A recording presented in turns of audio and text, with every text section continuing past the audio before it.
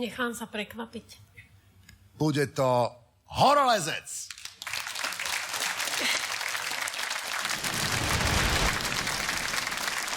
Vďaka tretej šanci Národnej bločkovej lotérie si u nás v štúdiu. Nezabúdaj, že raz mesačne sa spomedzi všetkých vás, čo ste do tretej šance zapojení, žrebuje jeden, kto si domov odnesie 10 000 eur v hotovosti od Národnej lotériovej spoločnosti Typos. A vďaka tomu, že si mala číslo 6, si bola vyžrebovaná práve do hry, bola si najúspešnejšia pri typovaní a môžeš si zahrať horolezca. Môžeš si domov odniesť kombinovanú práčku so sušičkou a k tomu všetkému ešte aj čističku vzduchu. Ale musí si dobre zahrať horolezca, ktorý má pred sebou 25 krokov na vrchol hory, teda pre teba 25 eur, o ktoré sa môžeš pomýliť pri typovaní smerom hore alebo smerom dole, pri typovaní ceny či cien týchto vecí, ktoré tu na teba čakajú. Čokoládová fontána Ceramic Blade, to je prvá vec. Ďalej je to výrobník cukrovej vaty Klartronic. Aha, tak to je výrobník cukrovej vaty. To som až doteraz netušil. A je tu aj meteostanica Ventus. No, a začíname čokoládovou fontánou Ceramic Blade. 30 eur. Áno. Je cena 30 eur za čokoládovú fontánu správna? Super tip. No, kamarát, poď.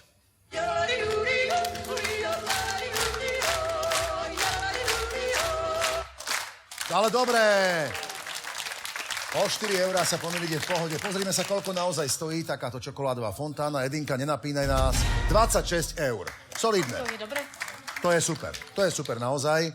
Ešte krásnych 21 eur k dispozícii pri typovaní. Výrobník cukrovej vaty, Klartronic.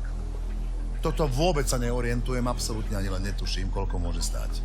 50. Rovných 50 eur. Je správna cena za tento výrobník cukrovej vaty? No tak, urob 4 kroky, horolezec, a máme vymalované. Bude dobre. Nech sa páči, poď.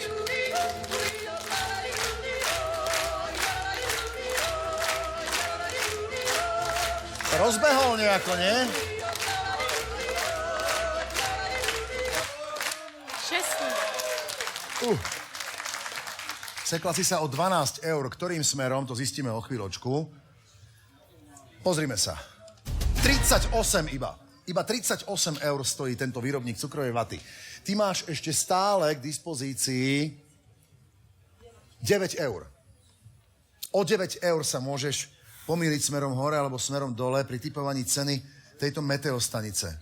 55. 55. Miriam hovorí 55, nechávame 55. Je cena 55 eur za túto meteostanicu správna? Ale ešte stále môžeš mať práčku aj s čističkou vzduchu. Horolezec, rozhodne. Nech sa páči.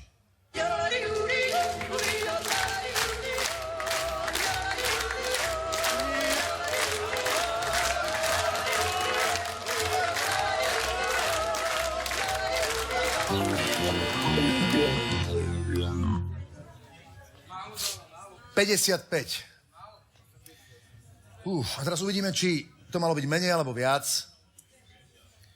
Edina. 102